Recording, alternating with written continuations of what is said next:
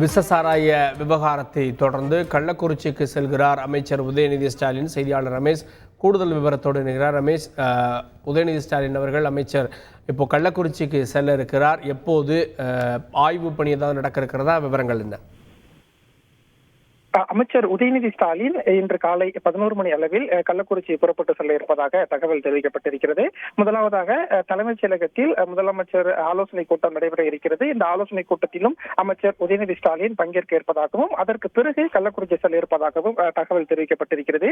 குறிப்பாக இந்த கள்ளக்குறிச்சியில விஷசாராயம் அறிந்து 33 பேர் வரைக்கும் உயிரிழந்த சம்பவம் என்பது தமிழகம் முழுவதுமே ஒரு பெரும் பரபரப்பை ஏற்படுத்தியிருக்கிறது.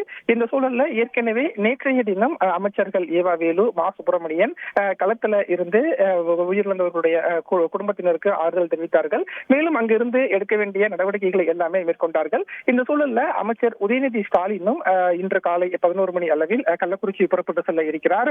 கள்ளக்குறிச்சி செல்லக்கூடிய அமைச்சர் உதயநிதி ஸ்டாலின் முதலாவதாக உயிரிழந்த குடும்ப உறுப்பினர்களை சந்தித்து முதலாவதாக ஆறுதல் தெரிவிக்கிறார். அதற்கு பிறகு சிகிச்சை பெறும் நபர்களை நேரில் சந்தித்து நலம் விசாரித்துவிட்டு அவர்களுக்கு தேவையான நடவடிக்கைகளை துரிதப்படுத்தும் பணியிலையும் ஈடுபடுவார் என்று சொல்லப்பட்டிருக்கிறது.